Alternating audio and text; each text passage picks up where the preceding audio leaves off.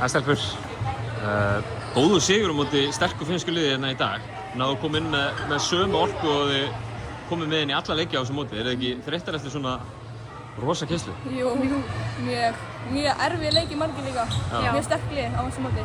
Hvað er skapað þetta fyrir ykkur í dag, haldið þið? Við mættum með miklu orku. Já. En svo bara, mistum þetta aðeins í þriðja leik en við náðum þessu aftur upp. Já, við náðum að klára spennandi leik. Virðist vera svona rótir á mörgum leikmönnum, það er ekkert alltaf þær sömu sem einhvern veginn að bera hitan og þungan af hlutinu hjá okkur. Þetta er svolítið svona sterkur hópur sem þið eru í, eða ekki? Já, jú, algjörlega. Geggjaður hópur og allar mjög mikla vinkonur og bara geggja að vera einn úti með þeim.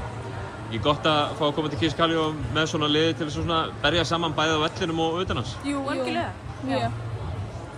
Evrópumótið ekki alveg á næsta leiti hjá okkur. Hvað tekur við núna hjá okkur heima á Íslandi? Bara smá pása og svo bara kæsla aftur. Það er frí síðan aftur bara að byrja að æfa. Já. Hvernig líst ykkur á að vera að fara til Tyrklands til Istanbúl á Evrópumót? Bara mjög vel. Spennandi sko. Já, þetta mótið kennt okkur mikið og mætum að redda í það. Já. Eru mörg, nú er ég ekki alveg með það hreinu, þið að fara að mæta einhverjum af liðunum aftur sem þið mættu hérna, ekki? Ég held ekki samt. Nei, ég held ekki. En það kemur í ljós. Já, mæntanlega bara einhverjir sterkir andstæðingar og eitthvað. Já. Það er til hamingju með þetta, stelpur, og gangi ykkur vel á Evrópumótinu í ágúst. Takk fyrir. Takk.